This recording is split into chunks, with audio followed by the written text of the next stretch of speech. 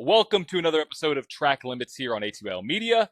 My name is John, the Motorsports Enthusiast, and we are back together. Laurel has joined me again because we are in this off time during Formula One. There's a lot of things that are actually just not happening because we don't have two races on the calendar. We don't race until May 3rd, and we have a lot to talk about here on this episode. The first of them being this freaking bingo card that Laurel is if there was ever a master class for bingo cards, specifically with F1 or how to make an F1 notebook, Laurel is the woman for you. Look at that. I mean, explain this because it's just beautiful. It's beautiful. I decided, at the very beginning of 2026, that I wanted all my stats in one place. I didn't like having to go through all the different sections of the app to figure out what I wanted when I was thinking about stuff. And I saw another creator on TikTok do this, and I use her tutorials and her inspiration. And I have an entire notebook where I have each team and every driver. I have different graphs in here, and then every race weekend gets its own spread so that I have all the information in one place, and it just proved helpful trying to figure out, has so-and-so qualified above this yet? Has so-and-so finished here yet? Because it's all right here, and it's incredible. And my bingo cards are in here, so it's beautiful. I'm ready all the time. It's beautiful. It saves the time for looking in the app, like you said, and I love the fact that you have the driver pages in there too for each individual driver, which takes so much time and so much dedication. Oh, it took me hours. I bet. It took me the entirety of Brooklyn Nine-Nine to get this done for a time reference. You recommend the show? 100% interesting. Okay. It's really good. Interesting. Okay. So I think, without further ado, I think we need to show off Laurel's excellent bingo card and the realistic one here. Laurel, I'll let you go first. How has your bingo card been so far for the first three races? Because you have you are the F1 psychic now. I am coining that. I'm changing your name in my phone. You are no longer Laurel. You are the F1 psychic. And I'm really proud of that because truthfully, some of the things that I got to cross off, I did not think I would be crossing off at this point. Mm-hmm. Especially the first race, I crossed off 3 different things on my first race.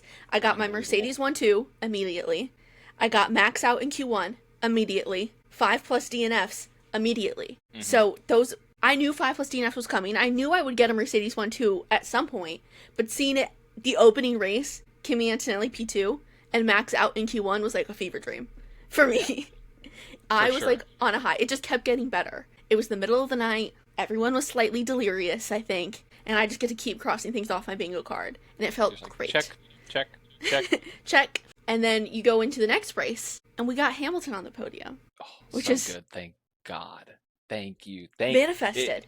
The heavens have opened up here. Now, he needs to win, but the heavens is open. He's going to get there. And prior to the Chinese race weekend, you and our good friend Taylor Kitchen asked me what I thought was going to happen and who I thought was going to win. And I said Kimi, but maybe Charles. And guess who won? Kimi Antonelli. So I got to cross that off my list. And then Franco Colapinto got points. Well, he got points, but that's the same thing. He got a point. He's in the points. So I got to cross that off after China as well. So now I've got 2 almost bingos. And I've got a pretty decent spread.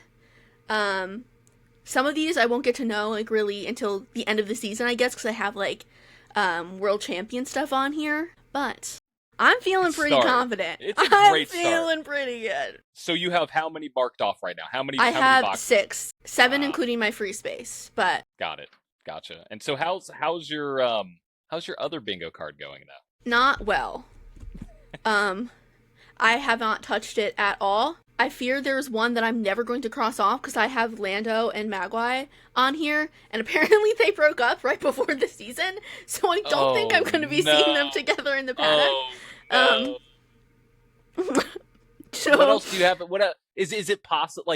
Are there other things that might happen in those columns? Are you kind of okay? So there's other things. Okay. I do have on here Oscar Piastri Villain Arc, and I'm not sure if we're there yet, but I think we're gonna get there.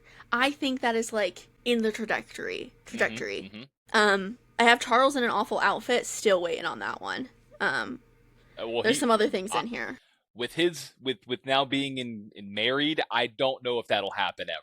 I mean, I think if she's gone for a weekend, he cannot be trusted. True. If there's a girls' trip and he's not being dressed or anything, Charles may show up in a banana If his costume. supervisor isn't there, he's Right. gonna get a little crazy. I want to see Banana Leclerc show up to Monaco, so I would have a great time.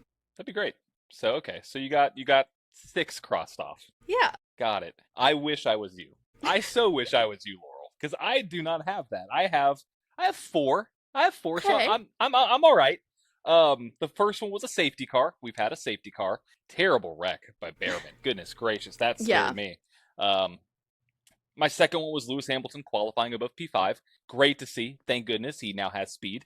Kimi, first win. I was very excited for that. I was very confident in that because after looking at what happened last year, I was like, there's no way he doesn't do well. He just has a lot of talent behind the wheel. And then a team double DNF. We've seen that a lot, unfortunately. Yeah. Aston Martin, I mean, it's rough to see with those issues. So I have 4. So I'm coming in kind of slow. But I do have one thing though, Laurel, that you do not have, and that is on the SHTFBIWIWH bingo card. If you know, you know. I have one right here, a Kimi Grand Slam, which we saw, and I am stoked because I am beating Laurel, and that is the highlight of my season. We can end the episode here. Have a good night, folks. No, I think if anything else hits in this is fine. I just don't know. I mean, Kimi plus 4 wins is another one in that column that he's halfway there. He's halfway there, but also Lewis would have to get a race win. Arvid would have to get a rain win, and Charles would have to win the World Drivers' Championship. So that's not happening. But either way, I have 5 total. You have 6 total across both of them. Okay. So we're pretty even. So, I think I'm curious if you have any advice for people to make their own bingo cards. What are some, as of now, we're 3 weeks into the season. What are some do's and don'ts from the F1 psychic herself? You want to find a good balance of like things you want to happen that might be a little bit delusional and things that actually are going to happen according to statistics. So every time I make a bingo card, I look back at either my bingo card from the previous season or just kind of some of the fun, crazy things that happened the previous season. Like, I knew that Kimi, in my head, I knew that Kimi was going to win. If Mercedes continued to put out a good car with his talent and drive, there was no way he wasn't going to get that. So I put that on there. There's some things that are just on here every year. I have home GP win. That's something that's always just really fun and everyone gets really hype about. So that's something I wanted. Isaac was on the podium last year. And with him now, like, full-time Red Bull seat, I'm like, okay, there is a likelihood of that happening. Well, maybe we'll see now. But, we'll see. Like, that goes up there. So I kind of look a lot of... I made mine pretty much entirely before we knew anything of what these cars looked like. So maybe I would recommend not doing that. Maybe waiting until, like, testing and getting some information. But it is really just a lot of my delusions and what I personally want to happen, and looking at stats and past seasons to see what is likely. Right. Yeah, I think that's the balance. Like, what do we really want to have happen, and what is probably going to happen? Because those probably don't always align. I don't know. You're a Mercedes fan, so you're walking on freaking cloud 9 right now. Yeah, a lot of, like, my delusion ones are doing pretty good because a lot of them do involve Mercedes. But not everything that I have on here is something that I want to happen. Like, you know, I have teammate crashes on here. I don't want teammates to run into each other, but there's a decent chance of it happening when teammates are now getting really, really competitive in those top teams. They're going to push where maybe they shouldn't. And then they're going to crash. Right. I'm waiting for the day, and I hope it doesn't happen, because I'd be very sad. But Charles and Lewis. Like, Charles and Lewis have come dangerously close. Like, I've been, like, I don't, like, lose my breath or get, like, my breath taken away during a race often, unless Charles wins, because he's just such a lovely figure. But, shout out. But if anybody's gonna run into each other, I think it's gonna be them, because Charles isn't giving up an inch, and Lewis is like, I have my mojo back. We're gonna go out there and do it. So I feel like it's gonna happen, and who knows what's gonna happen in the future now with these regulations and stuff. So Yeah. next we are going to have a new segment. It's going to be called Hot Laps, where we are going to go through and answer some questions and give our opinions on some hot topics, hot laps, things going on in the F1 world.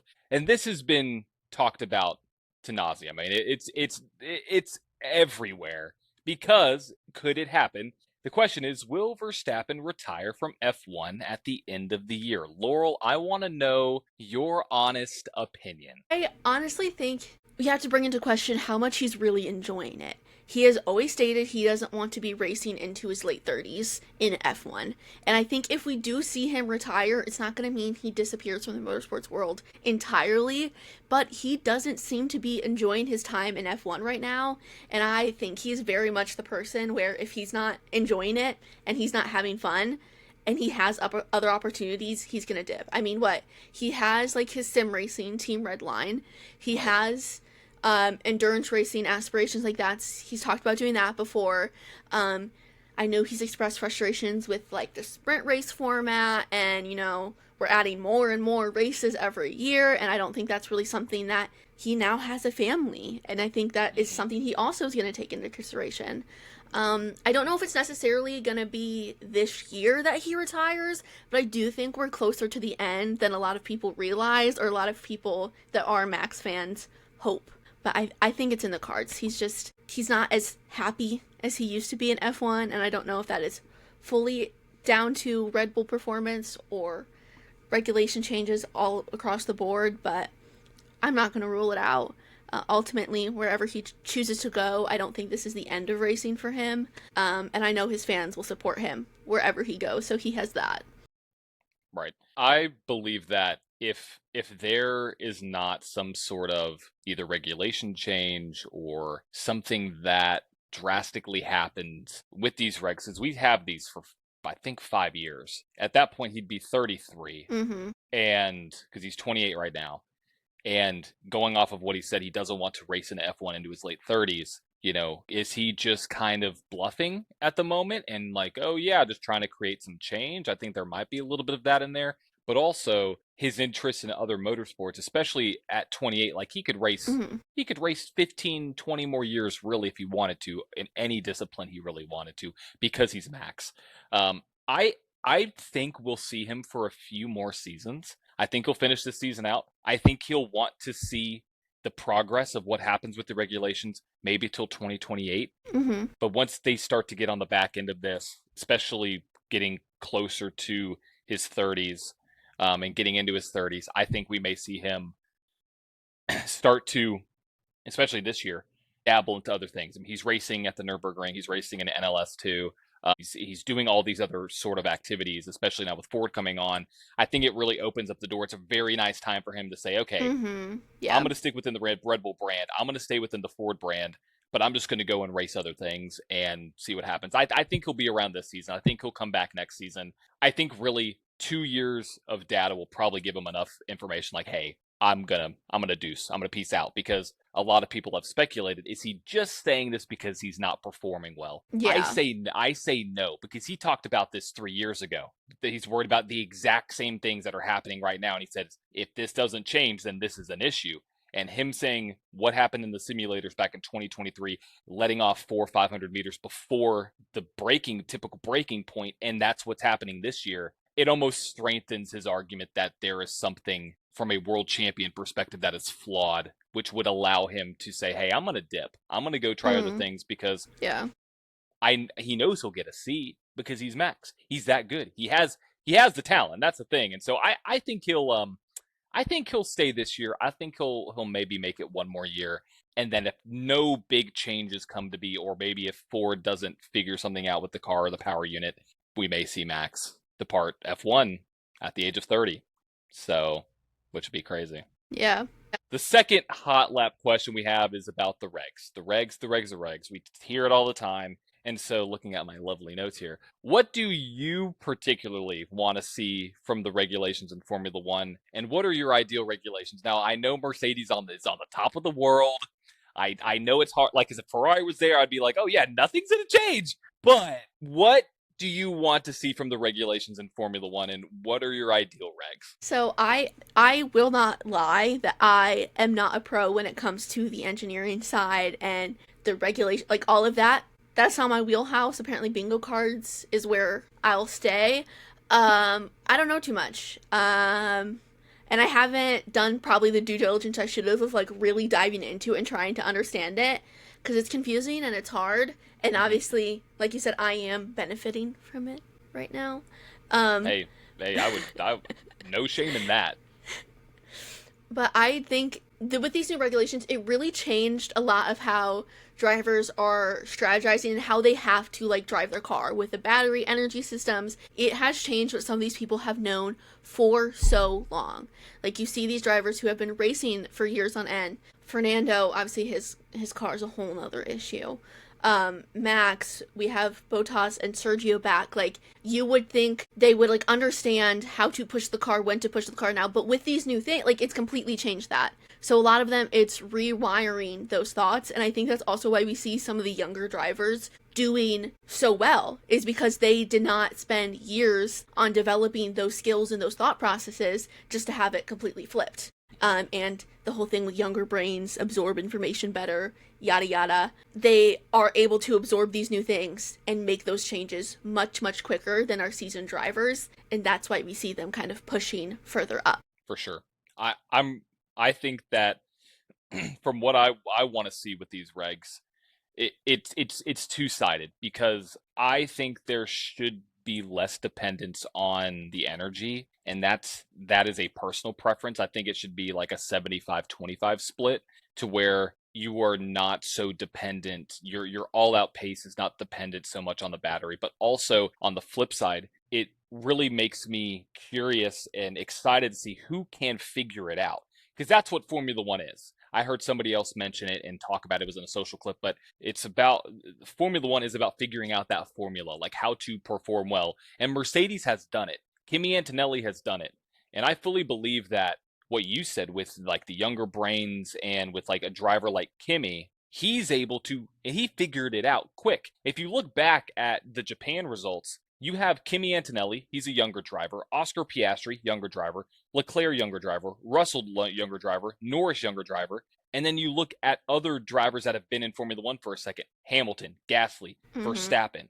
Like those guys, there is a slight difference in generation of driver there that have been exposed to previous regulations and that have been exposed to new regulations like this year. I would 100% think that it these regulations make it so interesting to see who can figure it out the quickest, not only from a engineering perspective, but from a driver perspective. And Mm-hmm. right now, Kimi is, I would say, much. Shit. I mean, there were times at the Japanese GP that he was 7 tenths faster than George on the same tires. Yes, Kimi had clean air, but I was like, holy cow, like this is unbelievable to watch. And so I think it's twofold for me that I like the new regulations because it makes a completely new challenge, but also I don't think having so much energy dependence is going to be sustainable, especially with what we saw with the Behrman wreck, which Mm-hmm. that was one car was out of power, one car was essentially full or deploying, and that massive incident happened. And Carlos spoke about it. It was like this is what the fear is, and we've been saying this forever. The question is, what is it going to take for something massive to change? Like, I don't mean to be extreme here. Do we need to see a Yeah. car flip Halo first do a catch fence? Do we need to see a car launch off the back of another one because one's deploying and one's not, or one's harvesting and one has zero power? Like, what is it going to take to realize that while dangerous and you have to figure it out because all forms of racing are dangerous, what is unnecessary danger, right? Mm-hmm. And I think that's what Yeah. these regulations can produce at times, especially with what happened with Behrman. And if we get to a circuit, I think Carlos mentioned it was like all the street circuits where, like Vegas, you don't have runoff area really. You have it, but if that car launches up like an airplane, what's going to happen? Like Yeah. where are you going to go? And that's always a fear, but it's a lot more.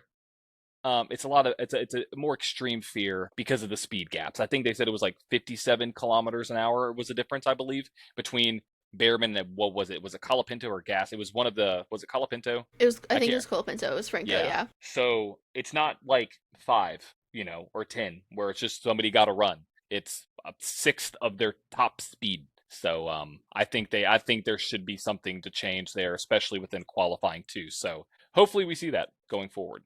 The third hot lap question is talking about our lovely friend, well, your friend, Kimi Antonelli, right? Is Kimi Antonelli for real, or is it just the car? Because we talk about the regulations and how Mercedes is on another planet. Is he just good because of the car, or is he the real deal? I will stand 10 toes down that Kimi Antonelli is the real deal. Do I think having a really good car helps? Obviously. But you can be given a really good car and still make dumb mistakes and not perform well. I would argue we've seen it happen. We've seen teammates have the same car and one person do really well and one person fall to the back of the grid. And that's not what's happening. Like, Kimi has the junior record to prove that he is a good driver. He has last season to prove that he was putting in the work and he knew how to make things happen. And now he has 2 race wins. He is a championship leader at this point. He has the drive. He has the talent. He knows what it takes and he's doing it well. Does having probably right now one of the better cars on the grid, maybe the best car at the moment at this point in time, help? Yeah. But that's always going to be a factor. But I really think how he's performing and his attitude towards everything really shows that he's the real deal and he's going to continue to be successful. I believe Kimi in F1, it might be a dangerous pairing because of the progression we saw in 25 to 26. Like, he did extremely well for a rookie in 2025, especially with his qualifying pace, his race results, where he finished, and then having Mercedes be the powerhouse like they are, it just strengthens that a little bit more. I go back to the results and what I saw between George and what I saw between him and George and Kimi in Japan, and how Kimi was much faster over a long run. Kimi had the pace. Kimi won by, what was it, 13.7? Is that math right? I can't I do want math. I want to say it was supposed to be like 14.4, Yeah. but he decided to do a fun little thing at the start finish line, and it went down to like 13.7. Kimmy, don't. I hope it doesn't happen, but like I'm like, oh my god, I'm holding my breath. I'm like, don't wreck, buddy. But now I got to fact check myself on that one. I think it was 13.722. I think Kimmy's the real deal. I think, like you said, his junior record's there, his mindset's there, his demeanor's there, his passion obviously is there. He has everything that you would need, from my opinion, for somebody to become a world champion. And I think there's going to be bumps. That's the biggest question I have, is he hasn't not struggled before, but if there's ever a down point where, let's say, it's like what happened with Oscar last season. Oscar was on top of the world, and then I think he had 2 DNFs back to back. And then it never really, it kind of came back, but it wasn't the same. How is Kimi going to adapt? That's my real question when it comes to this answer. I think he's the real deal, but when adversity strikes, how is he going to react, and how is that going to help? I mean, he has Toto, his freaking dad, at his back corner. Gosh, Toto basically adopted the kid. Yeah. But I think, yes, he is the real deal, and I think if the pace continues, I'm a Kimi fan, so I'm kind of biased here, but I would love to see him win a championship. I would love to see him win in Italy. I would love to see him, all those things. Like, we talk about the birth rates after Charles won in Monza. I mean, you're talking about Italy's going to need a whole nother country to be able to fit everybody after that. If he wins a championship, but also, like, he's doing so well at such a young age, and it's so impressive. It's, yeah, you have a great car, but I think I'm a part of the thought process. Like, yes, you could have the best car in the world, but you still have to execute. You kind of said that. Like, you still have to do well. It's not just like a free ride where you can just sit out there and wave as people go by like Max did.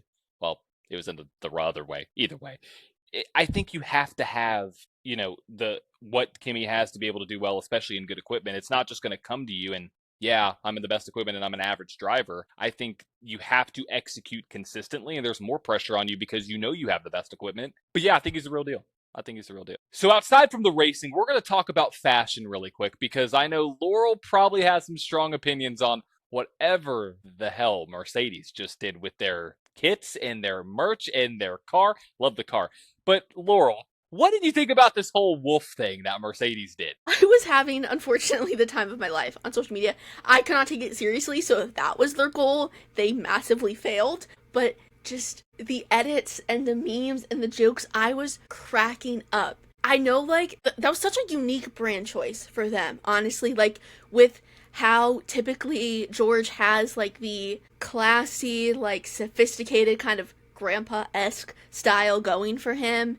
And Toto is obviously a lot older than both of them, and usually is in his team kit. But when you see him outside of his team kit, he's very like he's always dressed nice. Kimi does kind of have that like streetwear-esque vibe to him, but it was a choice. It was such a choice, and the photos. I don't know like what was like really going on there. Why the wolf? Like I don't. There were so many choices that make no sense in general, but I enjoyed them because I got to giggle and have fun, and laugh at it. Because truly, where did this come from? Like, a designer brand that most Americans have never heard of. I think it's mainly a thing in, like, South Korea, Japan, Asian culture. It's so expensive. I was curious of, like, how much, like, they had a cool jacket. It's, like, over $1,000. What do you mean? Like, was it like For a like jacket. a hoodie or like a zip-up jacket? Like, what kind of jacket are we talking about? Kind of like a bomber-esque team jacket. It was so expensive. Because a musician I follow was there with this brand, with Mercedes. And I was like, oh, like, his outfits look really cool. It looks good on him. George looks a little weird. I'm just curious. It's so expensive. I just did not, I don't think it matches their audience. Especially with Kimi bringing in the younger audience. They don't have the money for that. No one has the money for that. But right. It did do really good for the memes and the jokes. Yeah. And I enjoyed that aspect of it. We will be seeing memes of this for years to come. Years to come. Oh, yeah. Same goes with the cat of Kimi, like the cat Kimi, with his hand doing his little motion. I love that one. There's also the video of him, like, harassing the team with Bad Bunny, Titi Me Pregunta. Yes. Pre-race. Yes. I was watching it. I was like, why did I just watch a video of Kimi Antonelli singing Bad Bunny? What reality am I in right now? Like, Kimi, that's amazing. I think it's hilarious. But what is happening? And also, the wolf thing, I think it's a little bit funny that Toto's last name is Wolf, and they have a wolf on the, like, that had to be brought up in a creative strategy meeting saying, I know your last name is going to be the animal that's going to be on this jacket. Like, I don't know. I don't know. I thought it was odd. It's so odd, and I think all I can do is laugh at it. I would love to know the sales. I would love to know the merch, how much. Yeah, how much they sold. Did it sell out? Do you know? I don't know. That's some fun. That's some fun content to see if that sold out, because how it sold, like because I don't think it did good. It was a lot of money. Right. Like, I mean, that would, I mean, they're obviously, Formula One is from a merch perspective is probably one of the most expensive in sports. But $1,000, I mean, obviously you have a match, you have a brand name coming in, but like even some of the Cadillac stuff, I couldn't even, like, I could spend money on merch, but there's a line, and even Cadillac stuff, I was like, it's a little bit much for me than what I would prefer to pay. $1,000 for a bomber jacket. I mean, bomber jackets are sick, but yeah, okay. One of the other jackets that was $600 is completely sold out in every size. Okay, so see that people, I wonder if it was like a limited drop. Like, they only had a certain amount of them. Yeah, like certain really low I feel like they would have to do that, because I mean, that's a lot of money for a jacket. That's a lot of money for a jacket. This is still in stock. Don't worry, in case anyone wanted it. There's a reason why that's still in stock. It's only $130 if any Track Limits fans want to rep. I will wear that to the next Track Limit episode. I will buy one for $130 and wear it. Buddy and Sal are eating peanut butter and jelly and pickles, and we're talking about wolf baklavas. The difference between NASCAR and Formula One, I guess, right? There's a dichotomy between that. So we're 3 races into the season, and expectations, I think, are all over the board from a lot of fans, including myself. I know, Laurel, We expected Mercedes to be good, this good. I'm not sure. So I want to ask you, in your opinion, is this what we expected out of Formula One this season? I think we're still seeing the top teams kind of be in the top, but I think how we're getting there is different. I think these drivers that maybe we expected to perform top out of their team are maybe not the ones that are. We're seeing kind of some shifts.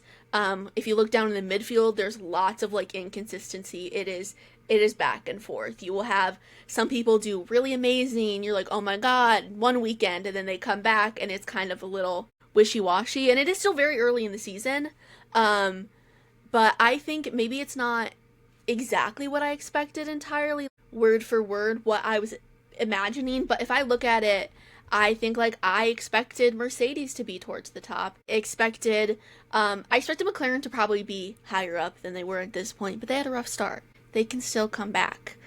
Maybe there's not like as much drama yet with the shakeup in the top of the grid. I know that I'm benefiting from like the Mercedes winning and they're just killing it right now, but I love the drama. And I love to be on the edge of my seat, and I love to see things shake up. So if that means I don't get a Mercedes win, but something really cool happens, I'm sad. I'm waiting for that.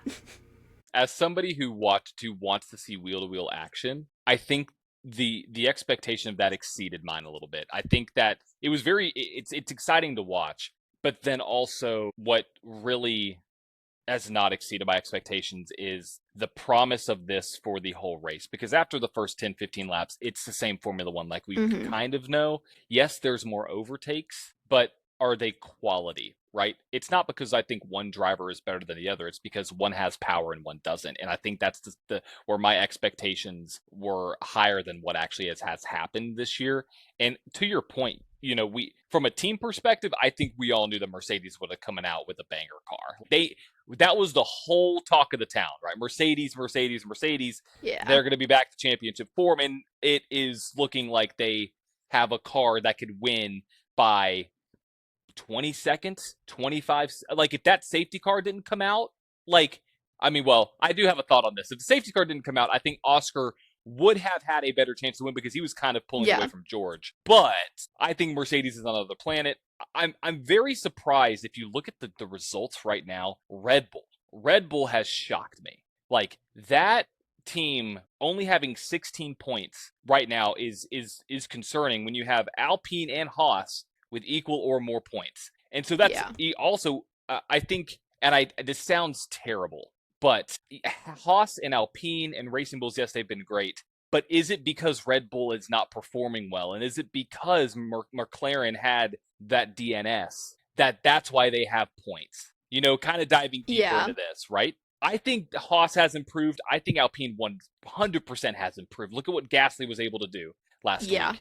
But Red Bull surprised me, and the expectations I had for Red Bull were out of this world, honestly. And they're just not there. And then McLaren, I'm excited that they were able to bounce back a little bit. But expectations-wise, Mercedes I knew was going to be at the top. Ferrari, I was hoping they were going to be somewhere in a close second. And then McLaren having those DNSs, I think that really was something that I was not ready for. And I think Lando's on his third power unit, if I'm not mistaken, which is not good. No. It's not good. And I wonder if he's going to have a penalty soon. You can only get 3 for the season, so not really sure how that's going to play out. But expectation-wise, there are things that have exceeded it and things that have just completely fell flat. And I'm very curious to see what's going to happen next. And that's the next question is, what do we expect for the rest of the season? Because we have like this little period of time right now that's like a spring break. We have our summer break, now we have a little spring break. What do you think is going to happen? What do you expect for the rest of the season now that we are 3 in and we have, I guess, technically, 18 to go now? Or no, 19 to go now? Because of I don't know how to do math. My computer shut off this morning. Like my work computer was like nah, so my brain is completely fried with stuff. So what do you expect from the rest of the season? I think as unfortunate it is that we have this break, and the reason why we have this break is not wonderful, it's not amazing, but I think the teams are really going to try to take advantage of it, and if they don't, that's a huge missed opportunity. They've been given a couple extra weeks to really analyze what went wrong or what went right for themselves or their other teammates, their rivals, I guess you could say, and analyze what they need to do to be better and make changes that they can to do better the rest of the season. And I am really interested to see what happens in the first race back and to see if things have stayed stagnant, kind of, or we see some of the midfield teams, maybe they're figuring things out. I'm hoping that we get some more confidence from some of our drivers soon. And I want more action. I don't want things to die out early in the race. As much as it, again, might be detrimental to who I want to win and who I'm rooting for, I want there to be more. I want more drama. I want wheel-to-wheel action. I don't want to get bored, because obviously I love F1. I love the racing. I want to see them race. And I'm stoked for that, and I really hope we can get to that point before the end of the season. I really hope we get an understanding of the regs for each individual team, and they can really focus and see what changes need to be made, because some changes need to be made for some teams. It's really bad. You want to name teams? We don't have to name teams. You know, there's a certain green team that's really struggling. Yeah. They're really not doing good. I think I see one on your wall back there. Is that... See, so that's old, you know? That's not...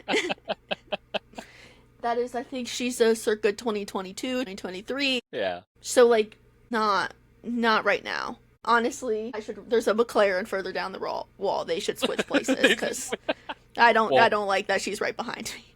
No. For the rest of the season, I expect there to be a decrease in the delta between the front and the back of the field. And this allows, I think, to help the regulations, as odd as it sounds. I'm not a fan of them from the pure aspect of having to lift. But I think what this will do is having more time for the back marker teams to be able to make up the gap. The good teams are obviously going to increase as well. I hope, and I kind of expect, that the delta is going to shrink a little bit, more than it typically would in the season.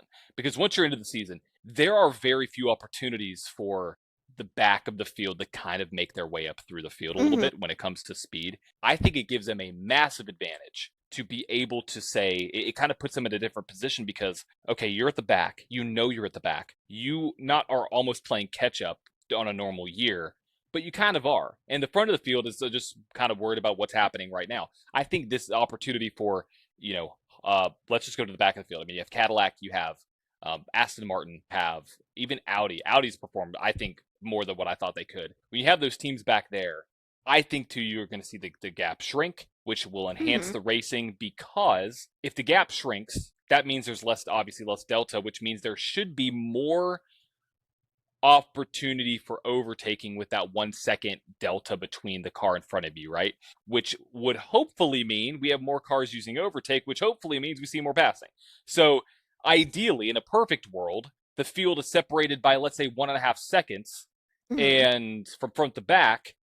And next thing you know, you have overtakes happening and they don't have enough cameras to cover it all. That's the goal. That's the wish. I do expect for the rest of the season that the trend of Mercedes and Ferrari and even McLaren, they will still be the top teams. I expect Mercedes to keep on getting better. I think that they have figured out something that, even if teams improve, 13 seconds from lap, 28 to 53. So that's a delta of 25 laps? Is my math right on that? Yes. 25? Yes. So I'm trying so hard, Laurel, to make math work. But gaining half a second a lap, even if the field picks up, half of that, they're still winning by 6-7 seconds, right? So I think we may see that gap shrink a little bit, especially with this little spring break we have. And then hopefully, like you said, more passing, more drama, more maybe teammate rivalry starting to few, maybe the villain arc, maybe Oscar's villain arc starts to come out, because I think his villain arc's there. It's just got how do you unlock the key? How do you unlock the key to Pandora's box? And once that box is open, then watch out, F1. But I think that it's going to be an unexpected rest of the season because of this break. It wasn't expected. It was, they had to do what they had to do, but it gives teams the opportunity to get better and improve and close that gap, which we typically don't see until the summer break, which is exciting, because now we get 2 breaks. And if you could close the gap, I mean, the back half or the back third of the season, I hope it's a freaking banger. I hope we get insane battles. Like, You get Arvid Lindblad winning a freaking race. Give me Sergio Perez. No, that will never happen. I'm sorry, Sergio. I support you, but sorry. But those are my expectations for Yeah. the rest of the season. So that's going to wrap up today's episode of Track Limits. Make sure to subscribe. We are going to be on the new channel, hopefully when this is posted. So if you're on the new channel, thank you for converting over. If you're new to the channel, welcome. And make sure to check out all the content across all of our ATYL media shows. We have On Tour, which is a short track cars tour show. We have Nitro Nation, we have Taylor's show. We have Below the Yellow Line. So many great shows across ATYL. So go check out their channels. Go check out ATYL Media on social media as well. Stay tuned because next time I may show up in a wolf baklava. I don't know. We may see what happens. And Laurel maybe she'll dye her hair Aston Martin green. On I that don't know note, about that one. we'll catch you next time.